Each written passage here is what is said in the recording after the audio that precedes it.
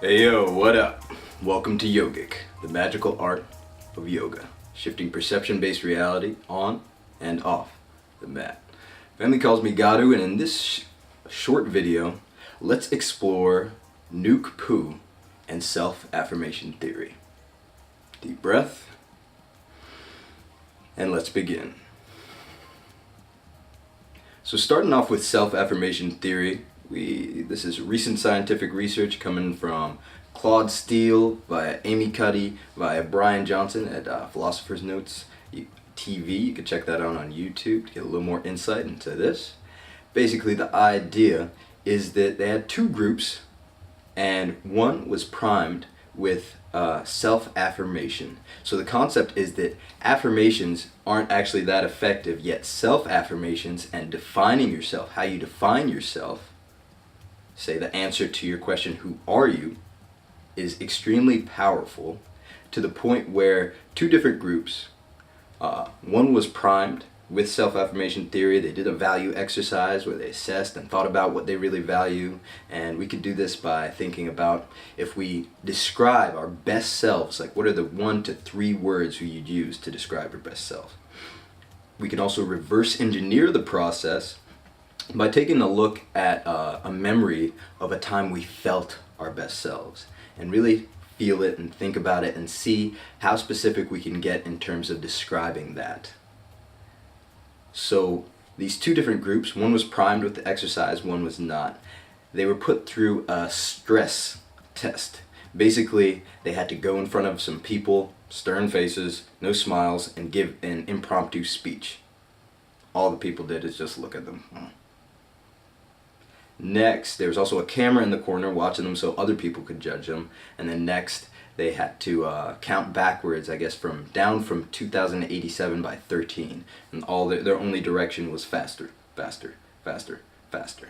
So the concept in terms of how this relates to stress is that at the time when some of our instinctual responses were programmed into our DNA, for instance, facing the group and risking getting banished from the group could be as risky to one's survival as being face to face with like a snarling beast with sharp teeth and a growling stomach that sees you as a delicious, delectable meal. So the stress that's induced, basically we can measure our stress based on taking our blood and checking our cortisol levels. That's a stress hormone. And so they found that all the people that did the priming exercise first, afterwards, had lower stress levels. Basically telling us that by priming we can prepare ourselves for stressful situations and handle them with grace, presence, and compassion. So Nuk Pu, when we go into the ancient text of Kemet, and we're looking at the idea of, especially in this system, in Thef Neteru Sema Paut, the second level, and how it gets into theurgical practices. It's a utilization of this concept of Nuk Pu, or I am, and basically the whole concept of God working is a self-identification with cosmic principles. In essence, continuously associating ourselves and identifying ourselves with our most, like, our cosmic, highest, infinite, our infinite selves, our most divine self. Now, applying this on the mat, I mean, we can look at all the, a lot of the incantations and a lot of the affirmations that are built are just like lines and lines of identifying and different ways of describing our infinite selves, like walking in the sky, and etc., etc. I could send you more details on that if you hit me up.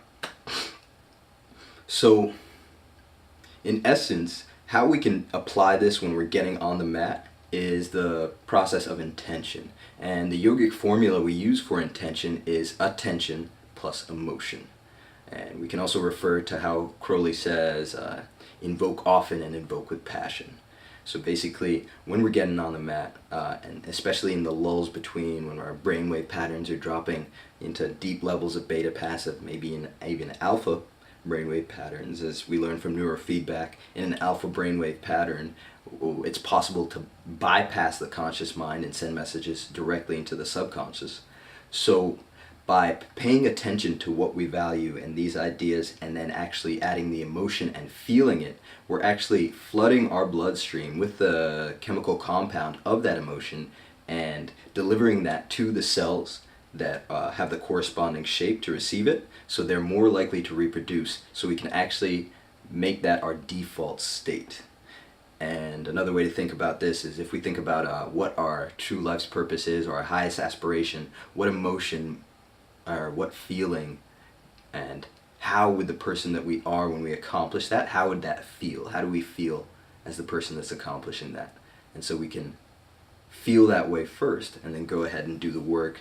As we know, our emotions can drive our thoughts, and our thoughts can drive our behavior and our actions, and essentially shape reality. And the reverse process is also possible.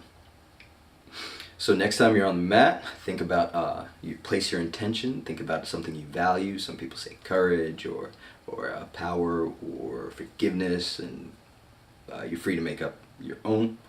Those are just a couple that some of the practitioners, people that I've worked with, have come up when we do our life intention activation sessions, and they call for the emotion that they feel in that moment. And throughout the process, think about that, feel it, and become that. Ultimately becoming your highest self so that you can accomplish your highest aspirations and manifest your true life's purpose in this realm.